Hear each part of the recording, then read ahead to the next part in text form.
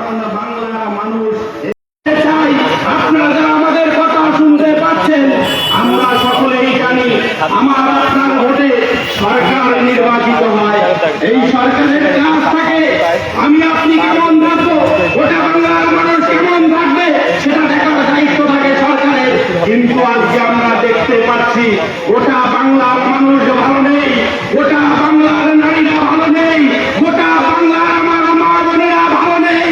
তাই তো আমরা বলছি যে সরকার আমার মা বোনদের ভালো রাখতে পারে না, সেই সরকারের বিরুদ্ধে আমাদের লড়াই জারি থাকবে।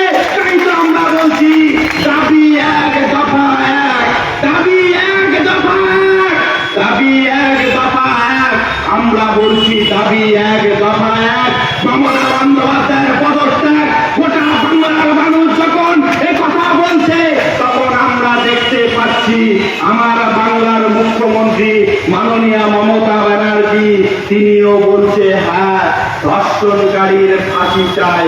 সেই দল তৃণমূল কংগ্রেসের নেতারাও রাস্তায় রাস্তায় নেমে বলছে ধর্ষণকারীর ফাঁসি চাই।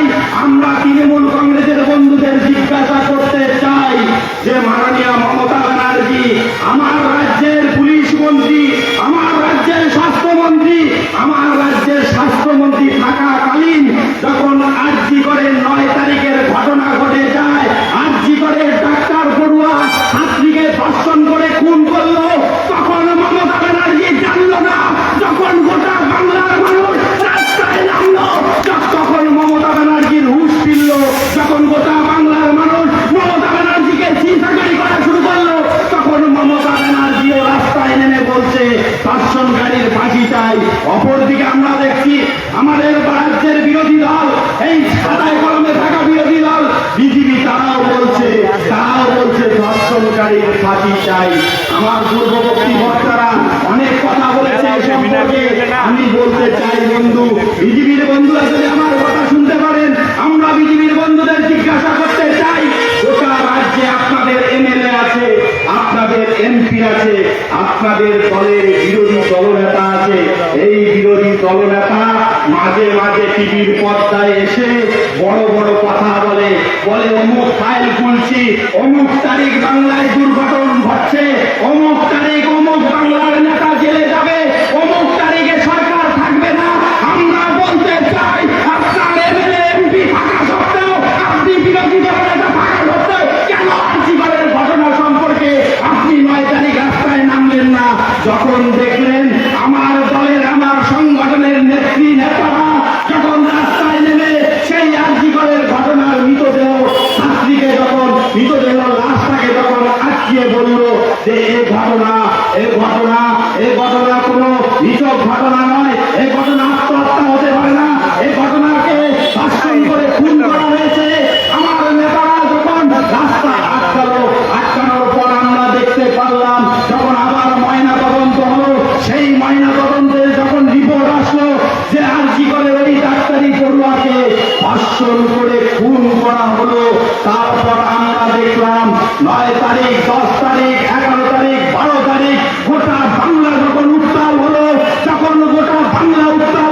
তখন আমরা দেখতে পারলাম এই তৃণমূল আর এই বিজেপি এই ঘোড়া জলে মাছ ধরার চেষ্টা করছে। আমরা বলতে চাই বাংলার মানুষকে এই তৃণমূল এই বিজেপি যদি বোকা ভাবার চেষ্টা করে, আমরা বলছি ভুল করছে।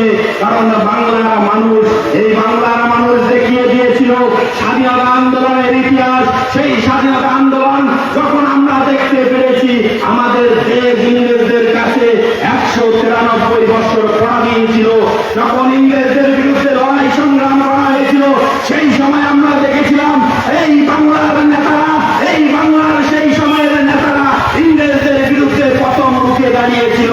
আমরা তাই তো বলতে চাই আপনারা অনেকেই আমার অভিভাবক সমতুল্য আছেন, আমাদের কথা শুনতে পাচ্ছেন, আমরা এই সময় দেখতে পাচ্ছি আপনারা অভিভাবক সমতুল্য আছেন। আপনারা প্রতিদিন প্রতিনিয়ত আপনারাও স্বপ্ন দেখেন আপনার বাড়ির ছেলেটা, আপনার বাড়ির মেয়েটা শিক্ষায় উচ্চশিক্ষিত হবে, উচ্চশিক্ষিত হয়ে সে চাকরি করবে, সে পড়াশোনা করে চাকরি করবে, ভালো জায়গায় যাবে, সে নিজের পায়ে দাঁড়াবে, আপনার মাথাটাকে উঁচু করবে, আপনার এলাকার মাথাটাকে উঁচু করবে।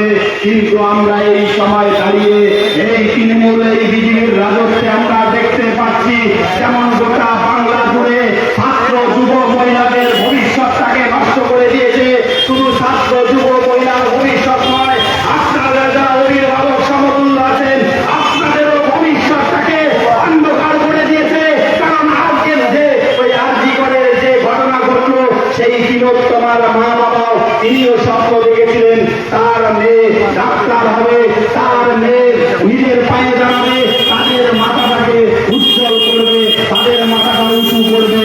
কিন্তু আমরা দেখলাম শুধু তিলোত্তমার ঘটনা নয়, তার আগে আমরা দেখেছিলাম আনিস খান। এই আনিস খানের বাবাও ভেবেছিল তার ছেলে শিক্ষায় উচ্চ শিক্ষিত হচ্ছে, উচ্চ শিক্ষিত হয়ে তাদের মাথাটাকে উজ্জ্বল করবে, মাথাটাকে উঁচু করবে। কিন্তু আমরা দেখলাম এই সরকার ওটা পশ্চিম বাংলার অভিভাবক থেকে শুরু করে সাধারণ মানুষের মাথাটাকে প্রতিদিন নিচের দিকে ফেলে দিচ্ছে, নিচে দিচ্ছে। আমরা তাই তো বলি এই সরকারের বিরুদ্ধে, যে সরকার দুর্নীতিগ্রস্ত সরকার। আমরা স্বাধীনতা ৭৮ বছর অতিক্রান্ত করলাম, আমরা স্বাধীনতা ৭৮ বছরে আমরা দেখিনি আমার বাংলার কোন মন্ত্রী, কোন বিধায়ক চোরের দায়ে জেলে যাচ্ছে। এটা আমরা স্বাধীনতা ৭৮ বছরে দেখিনি। এই সময় এই তৃণমূলের রাজত্বে আমরা যখন দেখছি নেতারা মন্ত্রীরা চোরের দায়ে জেলে যাচ্ছে, একজন পশ্চিম বাংলার নাগরিক হিসাবে লজ্জায় মাথাটাকে হেট করে দিচ্ছে, তখন আমরা বলছি এই সরকারের নৈতিকতা নেই, এই সরকারের নৈতিকতা নেই সাধারণ মানুষকে পরিচালনা করার। তাই তো আমরা বলছি রাস্তায় আমরা থাকবো, আপনারাও যারা আমাদের কথা শুনতে পাচ্ছেন আমরাও আপনাদের আহ্বান করছি, আসুন একসঙ্গে লড়াই করি। লড়াই করেই সবকিছু হয়, কারণ আমরা ইতিহাসের পাতায় লিখেছি অধিকার কেউ কাউকে দেয় না, অধিকার চিনিয়ে নিতে হয়, অধিকার লড়াই করে নিতে হয়। আর এই লড়াইয়ের রাস্তায় আমরা বামপন্থীরা আছি, আপনারাও আসুন একসঙ্গে লড়াই করে আবার সেই সুন্দর বাংলা গঠন করি। আর সেই সুন্দর বাংলা আপনারাই পারেন গঠন করতে, আর আপনারা সেই সুন্দর বাংলা করার লক্ষ্যে আপনারা আমাদের পাশে থাকবেন। এতটুকু বলে আবার সকলকে অভিনন্দন, শুভেচ্ছা জানিয়ে আমি আমার বক্তব্য শেষ করছি। ইনকিলাব জিন্দাবাদ, ছাত্র যুব ঐক্য জিন্দাবাদ।